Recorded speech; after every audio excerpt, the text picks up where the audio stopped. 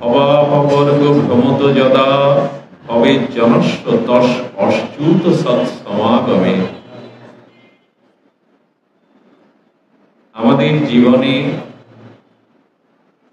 এই সংসার চক্রে পরিভ্রমণরত এই পুনঃ পুনঃ জন্ম মৃত্যু জরা ব্যাধি, এই সংসার চক্রে ভ্রমণরত কোন জীবের যখন সংসার ক্ষয়ের উপক্রম হয় তার লক্ষণ কি, সেটি এই শ্লোকে আর মুচুকুন্দ শ্রীল মুচুকুন্দ ভগবান শ্রীকৃষ্ণের চরণে এই প্রার্থনা জ্ঞাপন করছে। তো ধ্যান দিয়ে শুনুন। আমাদের ভজন শুরু হবে এই প্রার্থনার দ্বারা। মানুষ পুনঃ পুনঃ জন্ম, পুনঃ পুনঃ মৃত্যু আর প্রারব্ধজনিত জরা ব্যাধি শোক তাপ, এই যে দুঃখময় সংসারে পুনঃ পুনঃ গতাগতি, পুনঃ পুনঃ জন্ম মৃত্যু, পুনঃ পুনঃ কর্মফল ভোগ, এর কারণ কি? যদি পূর্বে কোনো অপরাধ বা পাপ কর্মফল না থেকে থাকতো, এই মরণশীল জগতে আমরা কেউ আসতাম না। পূর্বে আমাদের জীবনে কোনো অপরাধ বা কোনো পাপ বা কর্মফল জনিত প্রারব্ধের কারণে এই জগতে আমাদের আসা। আচ্ছা, কবে থেকে শুরু হয়েছে এই আশা? জানি কি আমরা? এই যে জন্ম মৃত্যু সংসারে চক্রে ভ্রমণ করছি, কবে থেকে আদৌ জানা নাই। শেষ হবেও কবে তাও জানি না। মা দিশ অভাজন শাস্ত্র অজ্ঞ, মহৎ কৃপা অধন্য, জীবের পক্ষে জানা সম্ভব নয় আমার জন্মযাত্রা শুরু হয়েছে কবে, এর অন্তিম বা শেষও কবে। কিন্তু আমরা নিশ্চিন্তে খেয়ে পরে হেসে হেসে ভালোই আছি।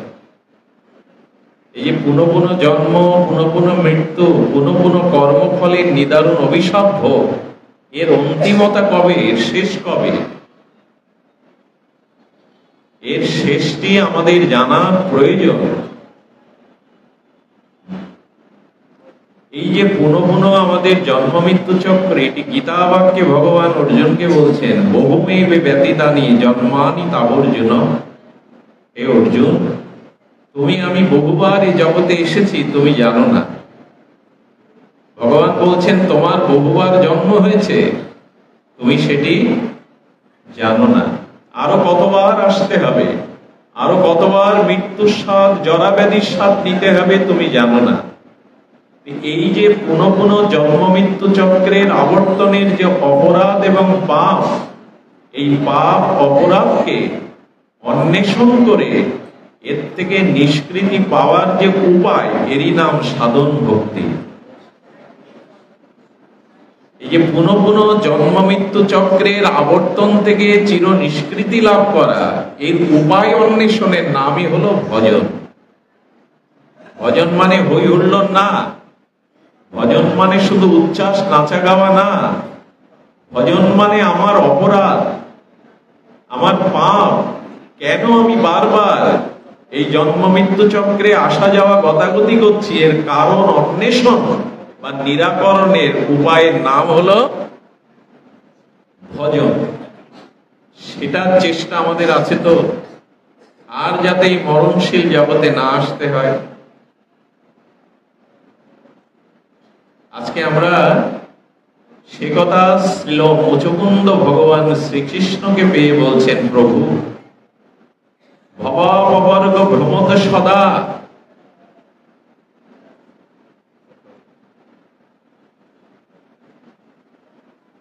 এই সংসার চক্রে ভ্রমণশীল জীবের যখন সংসার ক্ষয়ের উপক্রম হয়, কাল উপস্থিত হয়, কখন? তো ধ্যান দিয়ে অনুরোধ করছি শোনার জন্য। বাবু কথা করবে। যখন কোন জীবের ভাগ্যে যখন সাধু সমাগম হয় এবং সাধুগণের একান্ত পরাগতি শ্রী ভগবানের দিব্য নামরূপ লীলাকথা সাধু মুখে হরিকথা শ্রবণের ভাগ্য যেদিন প্রাপ্ত হয়, সেই দিন সংসার ক্ষয়ের উপক্রম সৃষ্টি হয়, শুরু হয়। সংসার ভ্রমণরত মরণশীল জীব যেদিন সাধু সমাগমে বিশুদ্ধ ভজনানন্দী ভগবানের প্রিয় সাধুগণের সঙ্গ পায় এবং অপরোক্ষ অনুভূতির দ্বারা সাধুর হৃদয়ের ভজন রস ভজন অনুভূতির দ্বারা দিব্য হরিকথা ভগবানের নাম রূপ লীলা শ্রবণের ভাগ্য পায়, সেই মুহূর্ত থেকে তার সংসার ক্ষয় হতে শুরু করে। কি অদ্ভুত প্রসঙ্গ এনেছেন মুচকুন্দ। সৎসঙ্গই ভগবানের দিব্য নাম রূপ লীলাকথা শ্রবণ কীর্তনই হলো সংসার চক্রে ভ্রমণশীল জীবের সংসার ক্ষয়ের একমাত্র উপায়। এছাড়া দ্বিতীয় পথ খোলা নেই। ভগবানকে পাওয়াটা সৌভাগ্যের নয়, ভগবানের ভজন পাওয়া, ভগবানের প্রিয় ভক্তের সান্নিধ্য পাওয়াটাই ভাগ্যের। ভগবান পাওয়া কোনো দুর্লভতা নয়। ভগবানকে দুর্যোধন পেয়েছিল, তাতে হলোটা কি? ভগবানকে দুর্যোধন পেয়েছিল শুধু নয়, স্বয়ং শ্রীকৃষ্ণ দুর্যোধনের সম্মুখে বহুবার গিয়েছে, তাতে দুর্যোধনের কি হলো? আরে আপনার চিত্তে যদি ভগবানের ভজন না থাকে, ভগবানের যথাযথ দিব্য উপলব্ধি না থাকে, তো ভগবান পেয়েও পাওয়া নয়।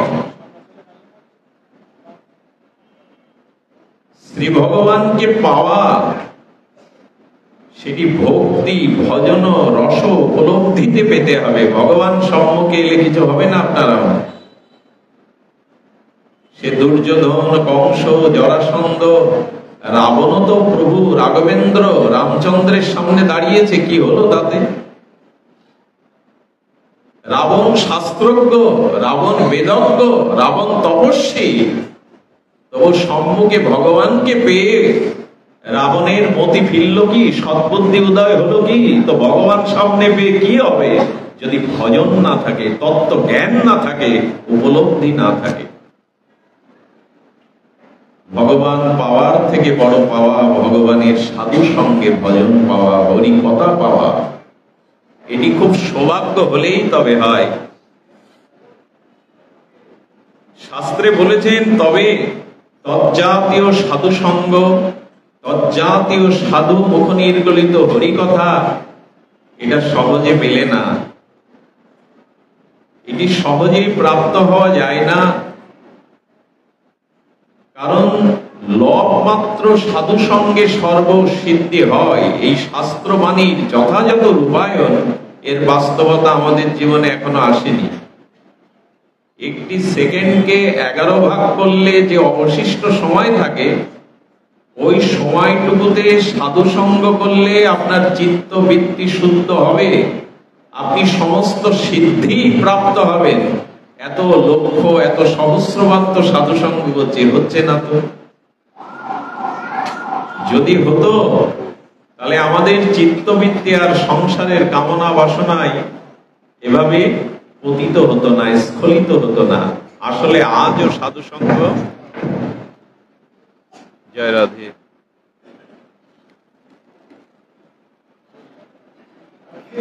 যে সাধু সঙ্গের মহামহিমা আমাদের জীবনে ফলবতী হয় কই? যে একটি সেকেন্ডকে আর যদি 11 ভাগ করা হয়, তার কিঞ্চিত সময়ে লবমাত্র সাধু সঙ্গে সর্বসিদ্ধি প্রাপ্ত হয়। কিন্তু তার ফলশ্রুতি আমরা দেখি কি, এই যে সাধু সঙ্গ, হরিকথা, শ্রবণ কীর্তন, এগুলো নিত্য নিরন্তর চলছে, কিন্তু আমাদের মনের গতি, আমাদের প্রবৃত্তি শুদ্ধ হয় কি? এই না হওয়ার কারণ কি? দেখুন, ভাগবত বলছেন, সাধুনাং সমচিত্তনাং সুতরাং মৎকৃত আত্মনাং। দর্শনাম্নে ভবেদ্বন্দ্ব পংশ অক্ষ সবিতার তুর যথা। আচ্ছা, সূর্য উদয় হলে অন্ধকার দূরীভূত হতে বিলম্ব হয় কি? সূর্য উদয়ে অন্ধকার দূরীভূত হতে যেমন বিলম্ব হয় না, পরশ পাথরের স্পর্শে লোহা আর সোনা হতে যেমন বিলম্বিত হয় না, তো যেদিন ভগবানের প্রিয় শুদ্ধ সাধু দর্শন শ্রবণ স্পর্শন হবে, সেই দিন আপনারও চিত্তবৃত্তি শুদ্ধ হতে বিলম্ব হওয়ার কথা নয়। কিন্তু ফলশ্রুতি কেন হচ্ছে না? আমাদের জীবনে বহুতর সাধুসঙ্গ হচ্ছে নিত্য নিরন্তর, কিন্তু এর ফলশ্রুতি নাই। এর কারণ কি? লক্ষ্য হীরার মতো আর দেহোপজীবিনী নামাচার্য ঠাকুর হরিদাসের গায়ের বাতাস 3টি রাত্রি লাগলো, তাতে তিনি পরম মহন্তি হয়ে গেলেন। আর শ্রী নারদের কৃপায় কত শত শত আর ভগবত বিমুখ জীব, তাদেরও ভগবত প্রাপ্তি হলো। তো যেমন সূর্য উদয়ে আর আধার দূর হয় পরশ পাথরের মুহূর্তেই, আর লোহাটি সুবর্ণে রূপান্তরিত হয়, তো ভগবানের বিশুদ্ধ সাধু সঙ্গ হলে, হরিকথা হলে আমাদের চিত্তবৃত্তি পরিবর্তন অবশ্যম্ভাবী।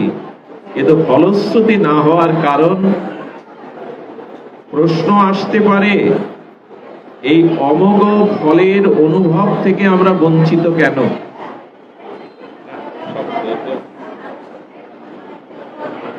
একটু শান্ত থাকুন, যদিও শব্দযন্ত্র আমাদের অনুকূলে নাই, একটু কৃপা করুন। কথা বলবেন না। রাধে। আমি দীর্ঘ 12 ঘন্টার পথ অতিক্রম করে আপনাদের মাঝে, আপনাদের চরণ প্রান্তে এসেছি, একটু কৃপা করুন, শান্ত থাকুন। হরিকথা কোলাহলে হয় না। তো আমাদের প্রশ্ন হতে পারে,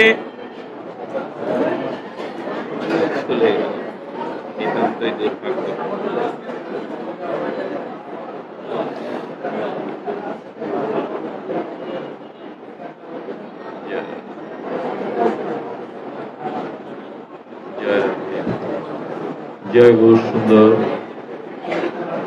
জয় রাধা মাধব। তো আমাদের জয় রাধে, জয় রাধে।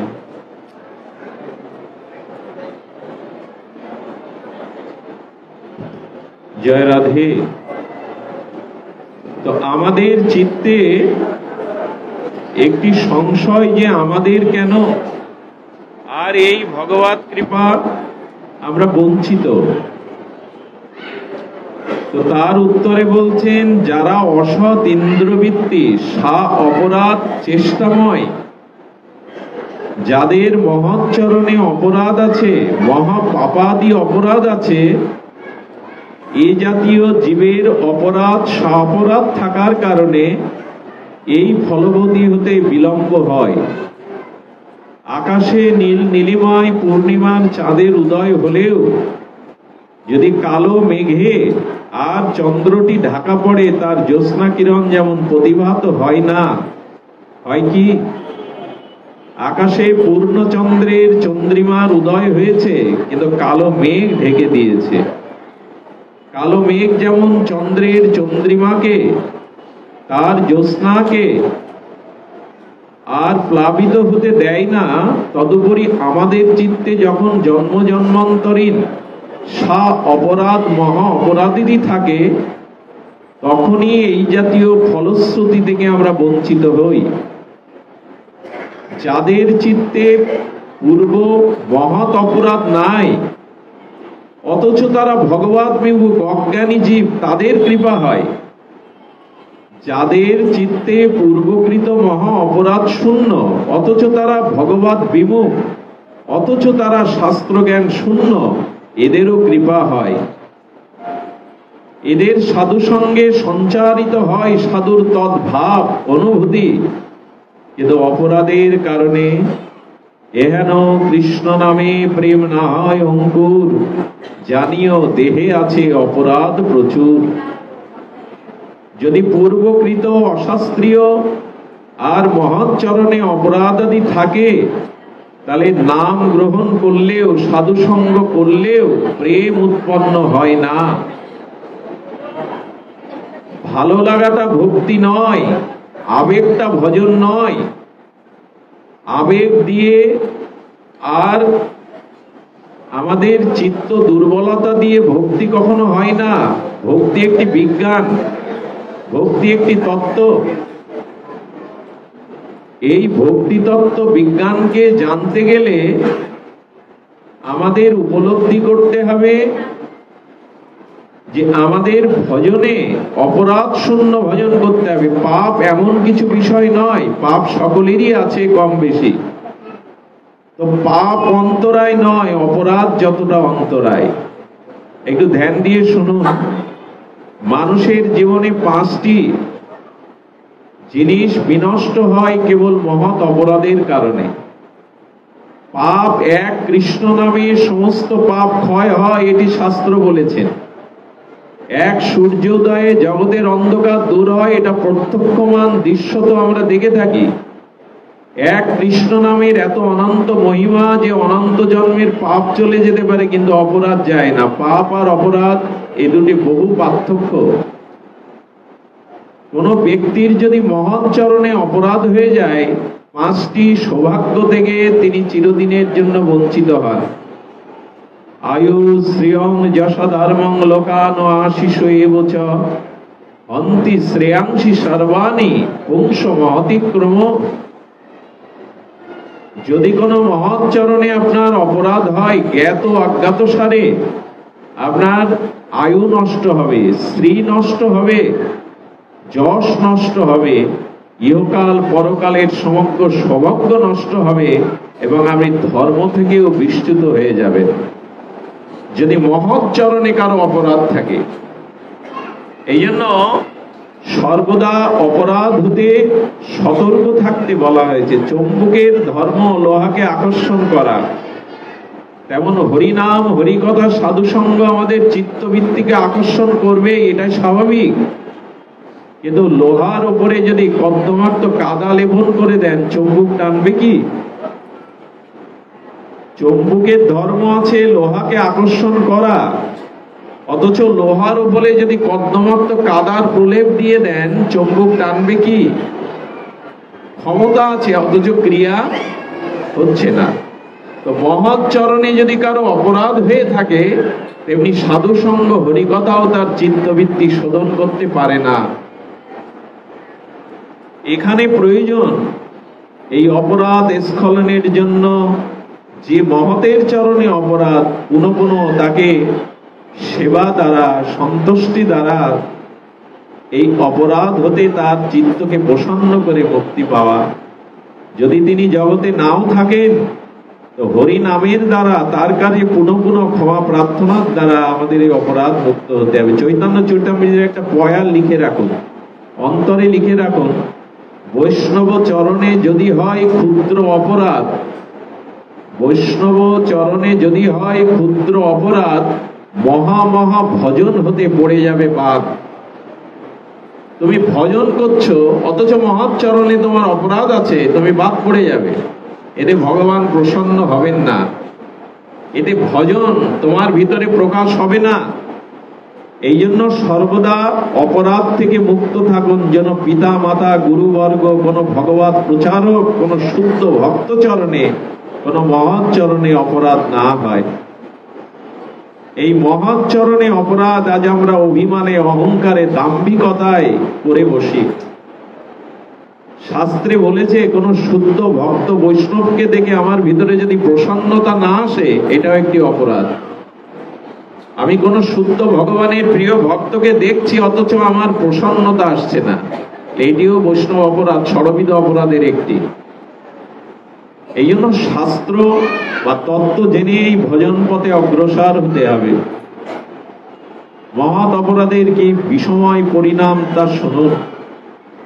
আমাদের শ্রীধাম বৃন্দাবনে খঞ্জন বৈষ্ণব নামের একজন বৈষ্ণব ছিলেন, কিন্তু দুর্ভাগ্যবশত পূর্ব কর্মের কারণে অষ্টবক্র মুনির মতো তার অঙ্গটা বিকলাঙ্গ, বাঁকা। তাকে দেখলে সবাই উপহাস করত, হাসি ঠাট্টা করত, তাতে তাদের অপরাধ হতো। এই বিধায় তিনি ঘর থেকে বেরোতেন না, কুটির থেকে বেরোতেন না। কিন্তু কতদিন তিনি কুঠিরে আবদ্ধ থাকবেন? একদিন মনে মনে করলেন, মহাপ্রভুর মনোভীষ্টকারী রসাচার্য জগৎগুরু আচার্য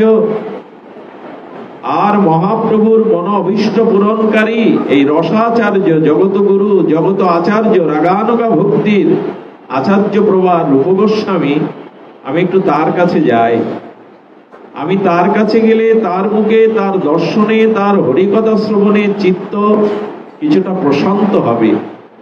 এই ভেবে খঞ্জন বৈষ্ণব ধীরে ধীরে যখন রূপ গোস্বামীর ভজন কুটিরে সম্মুখে উপস্থিত হলেন, রূপ গোস্বামী তখন অন্তর সলিলে আর তিনি রাধা মাধবের নিকুঞ্জ প্রেম মন্দিরে কোনো লীলা দর্শন করছিলেন।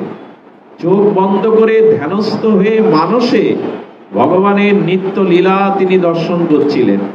সেই লীলাটি এরূপ যে রাধারানী শ্রীধাম মধুময় বৃন্দাবনে, আনন্দময় বৃন্দাবনে একটি কুসুম কানন, একটি ফুল তিনি হাতে পাড়তে পারছেন না, কিন্তু ফুলটা রাধারানীর প্রিয়।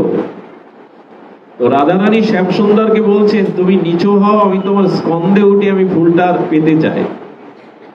গোবিন্দ বুদ্ধি করে কাঁধ পেতে দিয়েছেন, স্কন্ধে উঠে রাধারানী ফুলটা যখন শাখাটা ধরেছেন, গোবিন্দ পেছন থেকে ছেড়ে দিয়েছে, আর রাধারানী সেই শাখাতে দোদুলো দোলনায় যেন দুলছে। এই দৃশ্য, এই লীলা রূপ গোস্বামী মানস পটে দর্শন করে হেসে উঠেছেন। রাধারানী ওই যে দুলছে, গোবিন্দ তাকে ছেড়ে দিয়েছেন, আর এই হাস্য সময়ের সম্মুখে খঞ্জন বৈষ্ণব উপস্থিত। উনি তখন মনে মনে করলেন, রূপ গোস্বামী আমাকে দেখে হাসলেন, আমার দেহের এই সুশ্রিতা না থাকা এ দেখে রূপ গোস্বামীও হাসলেন। উনি মনে ব্যথা নিয়ে বিমুখ হয়ে ফিরে গেলেন। যেই ফিরে গেলেন, রূপ গোস্বামীর মতো এই মহান রসাচার্য মহাপ্রভুর প্রিয় পরিকারের হৃদয়ে সেই চিত্ত, তার নিত্য লীলা স্মরণ বন্ধই হয়ে গেল, আর লীলা দেখতে পাচ্ছেন না। ভাবা যায়, উনি তো আসলে ওনাকে দেখে হাসেননি, উনি তো ওনাকে দেখেনি। উনি অন্তর্মনা হয়ে মানুষ চিত্তে রাধা মাধবের নিত্য লীলাকে স্মরণ করছেন, আর সেই লীলা তার প্রেম ও অনুভূতিতে তিনি দর্শন করে এসেছেন। কিন্তু উনি যে ব্যথা পেলেন, সেই বিমুখ হয়ে চিত্তে ব্যথা নিয়ে যখন চলে গেলেন, ওনার লীলা দর্শন বন্ধ হয়ে গেল। একবার ভাবা যায়, রূপ গোস্বামী পাদের এই দশা আমাদের কি হতে পারে? উনি তো জানেনই না কার চরণে ওনার অপরাধ হলো। উনি দাদা সনাতন, আচার্য সনাতনের চরণে গিয়ে পড়লেন, আমার লীলা স্ফূর্তি হচ্ছে না। বিজ্ঞ সনাতন ভক্তি সিদ্ধান্তের মঞ্জুষায় যিনি অনবদ্য, সনাতন গোস্বামী বললেন, জ্ঞাত বা অজ্ঞাতে সারে কোন শুদ্ধ ভক্তের চরণে তোমার অপরাধ হয়েছে। তো সেই অপরাধ মার্জনের উপায় কি বলে দিন। গোস্বামীপাদ বললেন, বৃন্দাবনে হাতে গোনা তখন কিছু মহাত্মা বাস করতেন। এখন যেমন নাগরিক সভ্যতা বৃন্দাবন কোলাহল মুখর হয়ে গেছে, নাগরিক সভ্যতা গাড়ি ঘোড়া শহর হয়ে গেছে বৃন্দাবন। যখন কথা বলছি 550-600 বছর পূর্বে, তখন বৃন্দাবন গহীন অরণ্যময়। হাতে গোনা কিছু মহাত্মারা তখন স্বরগোস্বামী বা অন্যান্যরা ভজন করতেন। উনি বললেন, তোমার কুটিরে সবাইকে নিমন্ত্রণ করো, যিনি তোমার কুটিরে পদার্পণ করবেন না, জানবে তার চরণেই তোমার অপরাধ হয়েছে। সকলে এলো, খঞ্জন বৈষ্ণব আসেননি। রূপ গোস্বামী বুঝতে পারলেন অজ্ঞাত সারে বুঝি অপরাধ হয়ে গেছে। উনি ওনার কুটিরে গিয়ে দণ্ডবোধ করে বলছেন, আপনি কৃপা করবেন, আপনি কেন এলেন না ভজন কুটিরে? উনি পূর্ব বৃত্তান্ত বলাতে আর রূপ গোস্বামী হাত জোর করে পূর্বের ঘটনা খুলে বললেন যে, আমি আপনাকে দেখতে পাইনি, আপনাকে দেখে আমি হাসিনি, আমি লীলা দর্শন করে হেসেছিলাম। আপনি মনে করেছেন হয়তো আপনাকে দর্শন করে আমি হেসেছি। দুজন সৎ ব্যক্তির রাগ বা পূর্বের ভুল বোঝাবুঝি মিটতে দেরি লাগে না যদি দুজন সজ্জন হয়। সজ্জন ব্যক্তির ক্রোধ, রাগ, অভিমান বেশিক্ষণ থাকে না, তারা ক্ষমাশীল। যখনই খঞ্জন বৈষ্ণব বুঝতে পারলেন আমাকে দেখে হাসেননি, উনি লীলা দর্শনে হেসেছেন, উনিও অনুতপ্ত হলেন, আমার জন্য আপনার লীলা দর্শন বন্ধ হলো, আমিই তো উল্টে অপরাধ করলাম। দুজন দুজনকে প্রেম আলিঙ্গনে বদ্ধ হলেন, দুজন দুজনের প্রতি প্রসন্ন হলেন। সেই মুহূর্ত থেকে আর সঙ্গে সঙ্গে তার লীলা স্ফূর্তি আবার শুরু হয়ে গেল।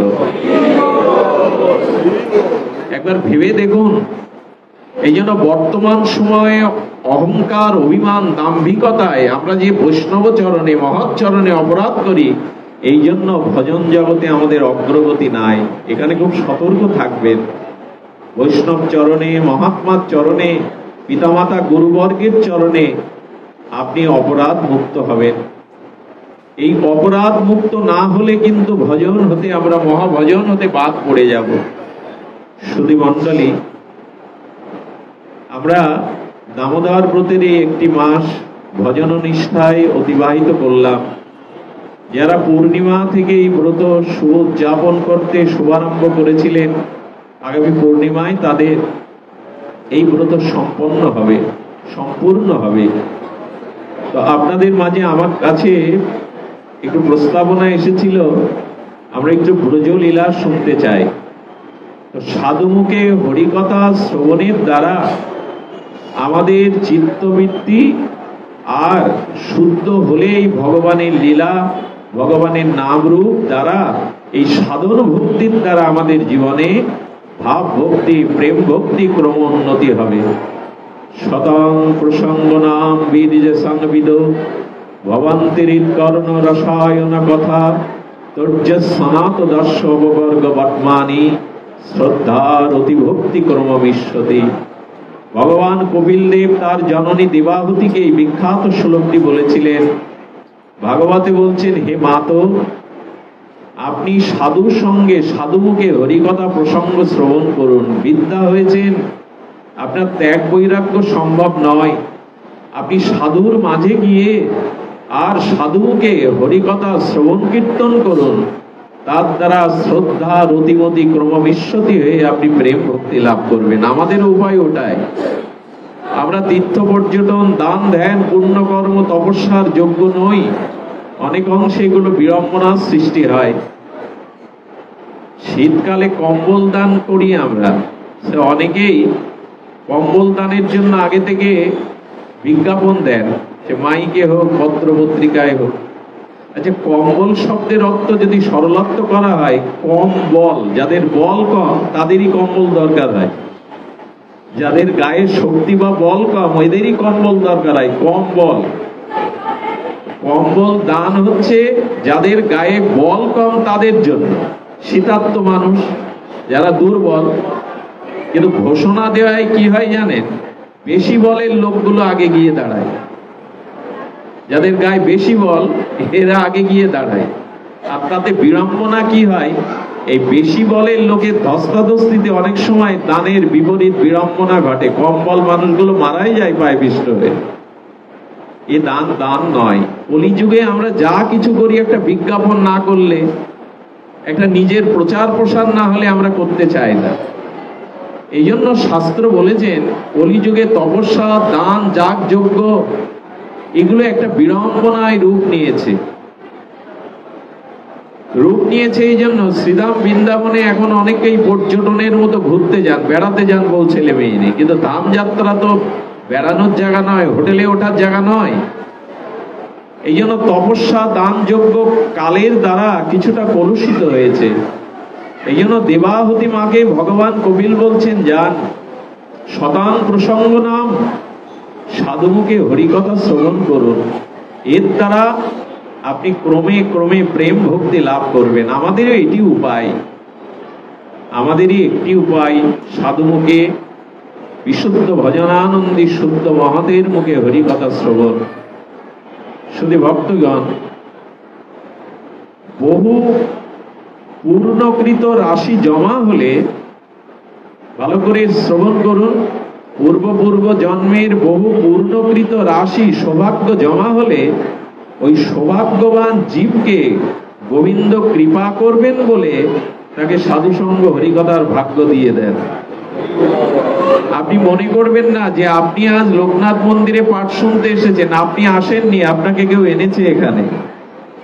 আপনি আসতে পারতেন না, বাড়িতে বিপদ হলে, বুকে ব্যথা উঠলে, কোনো আপাত বিপদ হলে আপনি এখানে আসতে পারতেন না। ভগবান কোন জীবের প্রতি যখন বিশেষ কৃপা করেন তখন হৃদয়ে প্রেরণা দিয়ে তাকে সাধুসঙ্গ হরিকথা শোনার ভাগ্য দিয়ে দেন, শ্রবণের ভাগ্য দিয়ে দেন। এই জন্য হরিকথা একবার দাও, হরিকথা শ্রবণের মাধ্যমে আমাদের চিত্রে ক্রমে ক্রমে আর রতিমতি প্রেম ভক্তি অর্থাৎ সাধন ভক্তি, ভাব ভক্তি, প্রেম ভক্তিতে রূপান্তরিত হয়। তা আসুন, আমরা যেহেতু এখনো দামোদরের আবেশে আছি, এই জন্য এই উজ্জাদার কার্তিক ব্রত নিয়ম মাসে আমরা ভগবানের একটু বাল লীলা, তার যে কৌমার্য লীলা আমরা সামান্য একটু শ্রবণ করি। একটু শান্ত হন, কৃপা করুন। জয় রাধে। তো আমরা শ্রবণ করতে চাইছি ভগবানের একটু বাল লীলা, সেই নন্দ মন্দিরে আর যশোদা অঙ্গনে। দেখুন ভক্তির কি মহামহিমা। যশোমতী মা আর বৃন্দাবনের ভাগ্যবতী তারাও কম নন। যারা গোপী মা, যশোদা তো মহাভাগ্যবতী, তারাও ভাগ্যবতী কম নন। কারণ নিরাকার যিনি, তিনি আজ আকার নিয়েছেন। যিনি অপরিচ্ছন্ন, তিনি পরিচ্ছন্ন মধ্যমাকার শিশু হয়ে যশোদার কোলে উঠেছেন। আরো বিস্ময়কর কথা হলো, যার ক্ষুধা নেই, তৃষ্ণা নেই, আত্মকাম পূর্ণকাম, সেই ভগবানও মায়ের স্তন পান করবার জন্য আঁচল ধরে মাঝে মাঝে কাঁদেন, মা ক্ষুধা লেগেছে, খেতে দাও। ভগবানের এই পরিণতি কে ঘটালো? নির্বিশেষবাদীরা বলছে ভগবান নিরাকার, কথাটি সত্য, কিন্তু ভগবান আকার নিতে বাধ্য হলেন ভক্তির দ্বারা, ভক্তের ভব্য ভাবনার দ্বারা। যে যদামাং প্রবদ্ধান্তে স্থানস্ততৈব ভজম্যহম, আমার ভক্ত ভক্তির দ্বারা আমাকে যে রূপে চায়, আমি বাধ্য হই ভক্তি বশ পুরুষ, অর্থাৎ ভক্তির দ্বারা বশীভূত হয়ে আমি ভক্তের কাছে সেই রূপে যেতেই ভালোবাসি। জলের তো কোনো আকার নাই, আছে কি? কিন্তু জলটা শীতলীকরণ যোগে বরফ হয়ে যায়, বরফের একটা আকার হয়। তেমনি ভক্তের ভব্য ভাবনা, ভক্তির দ্বারা ভগবান ওই রূপ আকার নিতে বাধ্য হন। ভক্তির কি মহিমা! ভক্তি বশ পুরুষ, আমি একমাত্র ভক্তিরই বশ। যশোদা আর গোলক আর বৃন্দাবনবাসী গোপীমারা মহাভাগ্যবতী, তারা কি ভাগ্য করেছিলেন! নিরাকার আজ নরাকার হয়েছেন। আপ্তকাম পুণ্যকাম ভগবান আজ ক্ষুধার্ত হয়ে স্নান পান করছেন। আর নবকিশোর নটবার নিত্য কিশোর স্বরূপ গোবিন্দ আজ মধ্যমাকার শিশু হয়েছেন। ভগবানকে কিভাবে বশীভূত করতে পারে ভক্তি, এটা বড় বিস্ময়কর। ভগবানের মূর্তিটা কিন্তু কিশোর, শিশু নয়, কিন্তু রাম রূপ নিতে, কৃষ্ণ রূপ নিতে, শিশু রূপ নিতে বাধ্য হয়েছেন ভক্তের ভক্তির কাছে। এই জন্য ভক্তি বিজিত। তো সেই ভক্তিতে আজ গোপাল এসেছেন আর যশোদা অঙ্গনে। এ মহাভাগ্য। আজও কোন মা যদি গোপালকে গোপাল রূপে বাৎসল্য প্রীতিতে তাকে চায়, আজও গোপাল আপনার কাছে সন্তান হয়েই ধরা দেবে। আজও সেটা হয়, শুধু যশোদার চিত্তের মতো বাৎসল্য প্রেম চাই। গোবিন্দকে বাৎসল্য রূপে পাওয়ার মতো তার হৃদয়ে ব্যাকুলতা চাই, উৎকণ্ঠা চাই। এটাই চাই, না হলে হবে না। আমি প্রায় বলে থাকি, অনেকেই সন্তান না পাওয়ার বেদনায় কাতর হন, সন্তান না পাওয়ার বেদনায় হতাশাগ্রস্ত, শূন্যতা কাজ করে। গোবিন্দ যেন ডেকে ডেকে বললেন, তোমার ওই শূন্য জায়গায় আমাকে বসাতে পারো না পুত্র রূপে? তোমার যে শূন্য স্থান, ওখানে আমায় বসাও। এই জগতের পুত্র তো মৃত পুত্র, কিছুদিন পরে মারা যাবে, আমি মরবো না। আমি চিরদিনই তোমাকে মাতৃত্বের স্বাদ দিয়ে দেবো, চিরদিনই তোমাকে প্রেম করে যাব, তুমি আমাকে তোমার শূন্য জায়গায় বসাও। আমরা হতভাগ্য শূন্য স্থানগুলোতে পুণ্যের জন্য ভগবানকে বসায় না। আরে সন্তান নাই, পুত্র নাই, তো ওখানে গোপালকে বসাও। এই শূন্য স্থান পূর্ণ করবার জন্য ভগবান যে রূপে তাকে যে রূপে চাই সেই রূপেই তিনি তাকে ধরা দেন। যশোদা অঙ্গনে গোপাল এসেছেন, আর এই নরাকার পরিচ্ছন্ন শিশু হয়ে মা যশোদার কোলে কিভাবে তিনি আনন্দ বিতরণ করছেন। চলুন ব্রজে যাই, মনটাকে বৃন্দাবনে নিয়ে যান। যার লীলা তার স্থানে দেখতে হয়, যে লীলা যেখানে করেছেন ওইখানে যেতে হয়। যার লীলা তার স্থানে দেখো রাত্রি দিনে। আমাদের মনটা ব্রজে যাক, শরীরটা এখানে থাক। চলুন নন্দ মন্দিরে, চলুন যশোদা অঙ্গনে। সেই গোপালের যে বাৎসল্য লীলা, এ বড় আনন্দময় লীলা, এ বড় ব্রজকে আর ব্রজ বাৎসল্য প্রেমবতী ভাগ্যবতী মায়েদের বড় উচ্ছ্বসিত লীলা। একদিন সকালে প্রভাতে গোপাল তখন, আচ্ছা ননিচুরি লীলাটা, গোপীদের মনচুরি লীলাটাই তো বিখ্যাত। তিনি, আমি যেন বলেছিলাম, চুরি শব্দের সরলত্ব কি? চুরি মানে অপরের দ্রব্য না বলে গ্রহণ করার নাম হলো চুরি। এই অনন্ত বিশ্ব ব্রহ্মাণ্ডে গোবিন্দের সৃষ্টিতে গোবিন্দের বস্তু ছাড়া আমাদের কিছু সৃষ্টি আছে কি? সবই তো তার। তার বস্তু তিনি যদি নেন, এটাকে চুরি বলা যায় কি? নিশ্চয়ই মন দিয়ে শুনেছেন, যার বস্তু তিনি যদি গ্রহণ করেন, এটা চুরি বলা যাবে কি? এই অনন্ত বিশ্ব ব্রহ্মাণ্ডের অনুপরমাণু সব তার সৃষ্টি, তিনি যদি তার জিনিস নেন তাকে তো চুরি বলা যায় না। বরঞ্চ গোবিন্দ বললেন, আমার বস্তু যারা আমাকে অর্পণ না করে, আমাকে সেবা না দিয়ে নিজে ভোগ করে, তারাই তো আদি চোর। যারা আমার বস্তু আমাকে না দিয়ে উপভোগ করে সংসারে, এরাই চোর। তার বস্তু তিনি নিচ্ছেন। আর গোবিন্দ বললেন, মাঝে মাঝে চুরি করি কেন জানো? আর ভক্ত আমাকে দিতে চায় না, এতে তার অপরাধ হয়, তাই মাঝে মাঝে আমি তাদের কাছ থেকে কেড়ে কেড়ে নেই। প্রেম আছে বলে তো তাদের ঘরে যায়। একটা কথা মনে রাখবেন, ভক্তকে দেখলে গোবিন্দের ক্ষুধা পায়। দুর্যোধনের 56 ব্যঞ্জন থেকে গোবিন্দ বলছেন, আমার ক্ষুধা নেই তো পাবো কি? আর সেই গোবিন্দ কিয়ৎক্ষণ পর বিদুরের স্ত্রীকে 20 বার অনুরোধ করছেন, বড় ক্ষুধা লেগেছে, খেতে দাও। ভক্ত দেখলেই এর একটা দৃষ্টান্ত জানা যায়। শিশু সন্তানরা যখন খেলতে থাকে, তখন দেখবেন ওদের ক্ষুধা কাজ করেন।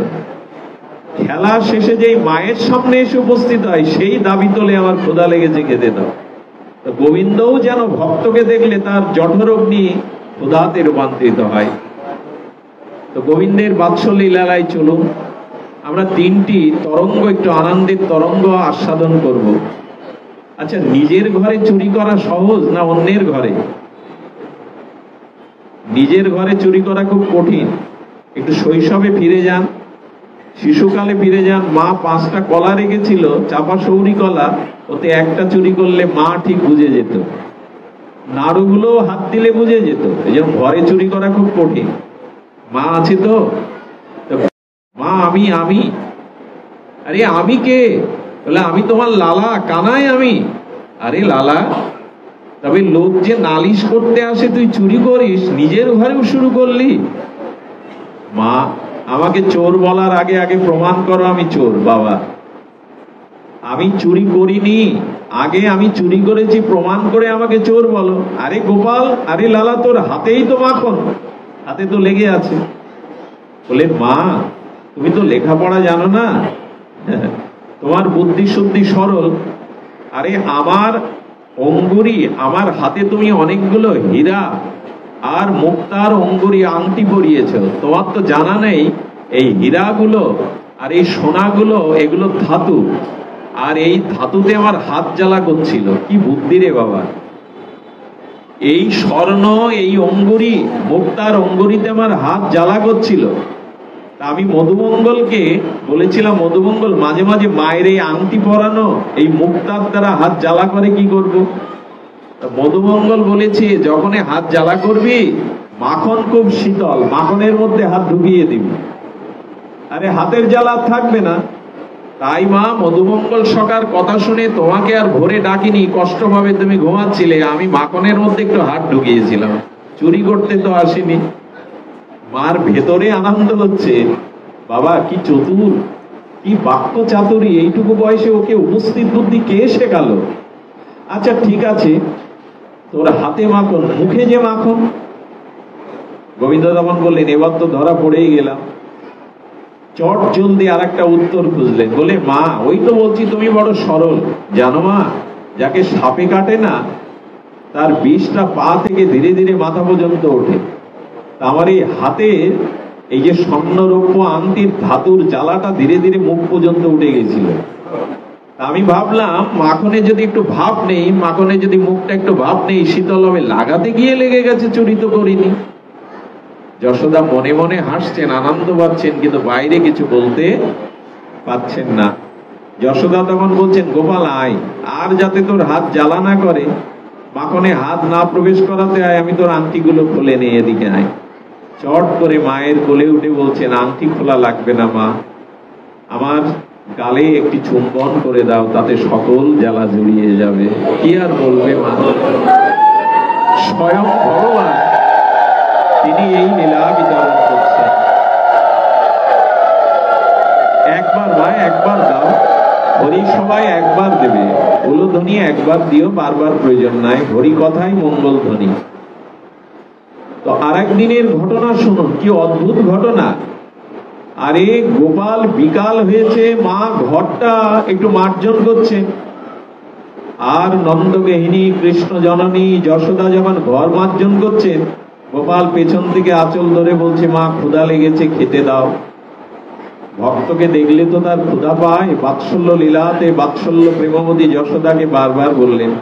যশোদা বলছেন, আরে তোর পিতা শ্যামলী ধবলী দুগ্ধশালিনী সুগন্ধশালিনী দুগ্ধ দহন করতে গেছে, সন্ধ্যায় আসুক, আমি জাল দিয়ে ঘন সর করে তোকে খেতে দেবো। গোপাল এখন জ্বালাস না, যা কাজে যা। ভগবানকেও বের করে দেন মাঝে মাঝে, চলে যা। ভগবানও কি দায় পড়েছে ভক্তের, যে আঁচল ধরে কাঁদছে। ভক্তি ভগবানকে কোথায় কোন আবেশে নামাতে পারে, দেখুন কি ভাগ্যবতী মা যশোদা। তো গোপাল তখন বলছেন, মা সন্ধ্যা হলে খেতে দেবে বলে, হ্যাঁ রে। গোপাল তখন উল্টে জিজ্ঞাসা করছে, মা সন্ধ্যা কাকে বলে? গোপাল জানে না সন্ধ্যা কাকে বলে। যার ইশারায় অস্ত উদয় হয়, সৃষ্টির তীরে প্রলয় হয়, সেই ভগবান জিজ্ঞাসা করছে, মা সন্ধ্যা কাকে বলে? মা যশোদা বললেন, ওকে কি করে বোঝায় যে সন্ধ্যা কাকে বলে? দেখ, চারিদিকে যখন অন্ধকার নেমে আসে তারই নাম সন্ধ্যা। তখন বলছেন, মা অন্ধকার কাকে বলে? বলে, অন্ধকার যখন তুই আমাকে দেখতে পাবি না, আর আমিও তোকে দেখতে পাবো না, কেউ কাউকে দেখতে পায় না, এরই নাম অন্ধকার। গোপাল তখন মাকে বলছেন, আমার দিকে তাকাও। গোপাল চোখ বন্ধ করে বলছেন, মা চারিদিকে আধার, আমি তোমায় দেখতে পাচ্ছি না, সন্ধ্যা নেমে গেছে, খেতে দাও। কি চাতুরালি, কি চতুর বুদ্ধি। আরে চোখ বন্ধ করে বলছে, মা চারিদিকে অন্ধকার, আমি তোমায় দেখতে পাচ্ছি না, অন্ধকার নেমে গেছে, সন্ধ্যা হয়ে গেছে, খেতে দাও। বাধ্য হয়ে যশোদা সংসার কাজ রেখে গোপালকে কোলে নিলেন। এই তো তার আনন্দের উৎস। আর একদিনের একটি তরঙ্গ। এত কোলাহল হলে হরিকথা তো হয় না, শব্দও নাই আমার কাছে, দেন দিন। আচ্ছা আপনারাই কজন শুনুন, কোলাহলে আমরা যেন হারিয়ে না বসি, মনোযোগ দিন। তো কি হয়েছে, আর একদিনের ঘটনা, ওই ননি চুরি তাকে নিত্য নিরন্তর টেনে নিয়ে যায়। আর একদিনের উচ্চ তরঙ্গ শুনুন। আর গোপাল যেই ননি চুরি করেছে, হাতে মাকে মাখানো, যশোদা চুপি চুপি দুয়ারে এসে দাঁড়িয়েছে। গোপাল, লালা লালা, ভান্ডার ঘরে কে? এই সুরটা গোপালের বড় ভয় সৃষ্টি করে। ভান্ডার ঘরে কে? আমার কি মনে হয় জানেন, মাখনের প্রতি তার লোভ কেন শুনুন। গাভীরা কৃষ্ণের দিকে তাকিয়ে তাকিয়ে তার বংশীধ্বনি শুনতে শুনতে তৃণগুলো ঘাসগুলো খায়, তাতে গোবিন্দের দিকে তাকানো, এই ঘাসগুলো যখন দুধ হয় তখন ওটা প্রসাদই আপনি হয়ে যায়। যে গোবিন্দের দিকে তাকিয়ে ওরা তৃণ খায় বংশীধ্বনি শুনে। আর যখন গোদহন করে গোপীরা, তখন কৃষ্ণকে স্মরণ করতে করতে গোদহন করে। দেখুন গোবিন্দ কেন লোভ হবে না ননির ওপরে, সবই তো তাকে দেওয়া হচ্ছে, ওই কৃষ্ণ স্মরণ করতে করতেই ননি দহন করা হচ্ছে। ওগুলো যখন ঘরে ভাণ্ড করে রাখে তখনও মনে মনে ভাবে এটা গোপাল একটু পেলে আমাদের শ্রম সার্থক হবে। গোবিন্দ বলছেন এত নিবেদনের পরে যদি আমি পাই তোমাদের দোষ কোথায়, সবই তো আমার জন্য করছো তোমরা। তো আজ গোপাল নবনীতি নিয়ে যখন দৌড়াচ্ছে, এই যে স্তম্ভ আছে না পিলার গুলো, তো নন্দ ভবনে পিলার গুলোতে মুক্তা হীরা দর্পণ সেট করা আছে। তো গোপাল পালাতে গিয়ে হঠাৎ স্তম্ভের মধ্যে ওই স্বচ্ছ দর্পণের মধ্যে নিজের ছবি দেখে ফেলেছে। ছবি দেখে বললেন মা চলে এসো, মা চলে এসো, আমাকে চোর বলো, আজ আদি চোরকে ধরেছি। বাচ্চারা যেমন দর্পণের সামনে নিজেকেই দেখে কিন্তু মনে করে অন্য কেউ, করে কি না আজও শিশুরা নিজের প্রতিবিম্ব তো দেখে, দেখে মনে করেছে মা দেখে যাও চোর ধরেছি, চোর ধরেছি, গলার সুর চড়িয়ে দিয়েছে। যশোদা এসে বলছে গোপাল আরে তোর হাতে মাখন, তোর মুখে মাখন, চোর কোথায়? দেখছে স্তম্ভের ভিতরে স্বচ্ছ প্রতিফলিত হয়ে গোবিন্দের ছবি। হলো ওই দেখো ভেতরে চোর, আর তুমি আমাকে দোষ দাও। জানো মা আজকে চোর ধরেছি। যশোদা বারবার হাসছে আর দেখছে যে আয়নার মধ্যে প্রতিবিম্বটা দেখে গোপাল বলছেন অন্য কেউ। গোপালের দিকে তাকাচ্ছে একবার, আয়নার দর্পণের মধ্যে প্রতিবিম্ব দেখছে। বলে মা আমার দিকে ওভাবে তাকাচ্ছ কেন? বলছি তো চোর ওই, ওকে ধরো, ওকে বাঁধো। গোপালকে তখন হাতে ধরে যশোদা মা আয়নার সামনে নিজেকে দাঁড় করিয়েছে। গোপাল ওর মধ্যে কাকে দেখছিস দেখতো। গোবিন্দ বলেন এইবার তো ধরা পড়ে যাব। মার প্রতিচ্ছবিটাও দর্পণে পড়েছে। যশোদা বলছে ওর মধ্যে কে? বলে তুমি, আর বাইরে কে? আমি। আসলে তুই তোকেই দর্পণের মধ্যে দেখছিস, তুই চোর। গোবিন্দ উপায় নামে কি বলছে জানেন? মা তোমার দেখতে এত সুন্দর। আরে বাবা আয়নার মধ্যে তোমাকে এত সুন্দর দেখাচ্ছে, এত সুন্দর তো আগে তোমাকে দেখিনি, বাহ কি অপূর্ব দেখতে। গোপাল মনে করছে এইটুকু স্তুতি না করলে আমাকে আর ক্ষমা করবে না।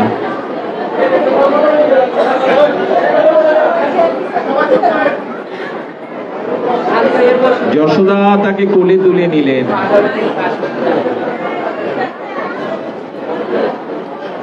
যশোদা তাকে আনন্দে করে করে নিলেন। এই আনন্দের তরঙ্গ উচ্ছ্বাস বইছে, এই আনন্দের তরঙ্গ উচ্ছ্বাস বইছে শুধু যশোদা অঙ্গনে নয়, আর ব্রজমণ্ডলেও গোবিন্দ কিরূপ লীলা বিতরণ করছেন শুনুন। এক ভোরবেলা আর গোবিন্দ এক ঘরে, এ তো ননি চুরি নাই, দুধ চুরি লীলা। একদিন গোবিন্দ না এক গভীর ঘরে গিয়ে আর দুগ্ধ চুরি করছেন। শুনুন আপনারাই কজন হয়তো ধ্যান দিন।